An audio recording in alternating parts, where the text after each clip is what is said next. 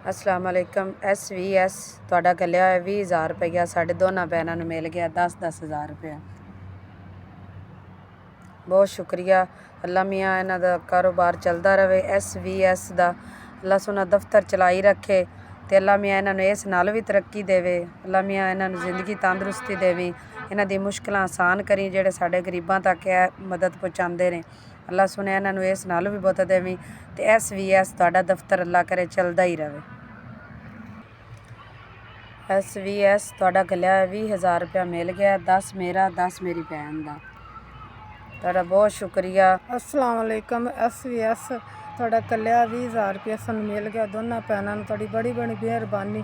ਬਹੁਤ ਬਹੁਤ ਸ਼ੁਕਰੀਆ। SVS ਦਾ ਦਫ਼ਤਰ ਚੱਲਦਾ ਰਹੇ ਤੇ ਤਰੱਕੀਆਂ ਕਰੇ ਤੇ ਇਸੇ ਤਰ੍ਹਾਂ ਸਾਡੇ ਗਰੀਬਾਂ 'ਤੇ ਹੱਥ ਰੱਖੇ ਤੇ ਬਹੁਤ ਬਹੁਤ ਤੁਹਾਡਾ ਸ਼ੁਕਰੀਆ ਔਰ ਬੜੀ ਬੜੀ ਮਿਹਰਬਾਨੀ SVS ਦੀ। SVS ਤੁਸੀਂ ਕੱਲਿਆ ਸਾਨੂੰ 10,000 ਰੁਪਇਆ ਸਾਡੇ ਬੱਚਿਆਂ ਲਈ ਕੋਈ ਰੋਜ਼ੀ ਲੈ ਲਾਂਗੇ ਜਾਂ ਕੋਈ ਰਾਸ਼ਨ ਲੈ ਲਾਂਗੇ, ਰੋਜ਼ੇ ਰੱਖਣਗੇ, ਤੁਹਾਨੂੰ ਦੁਆਵਾਂ ਦੇਣਗੇ ਤੇ ਤੁਹਾਡੀ ਬਹੁਤ ਮਿਹਰਬਾਨੀ SVS ਦੀ।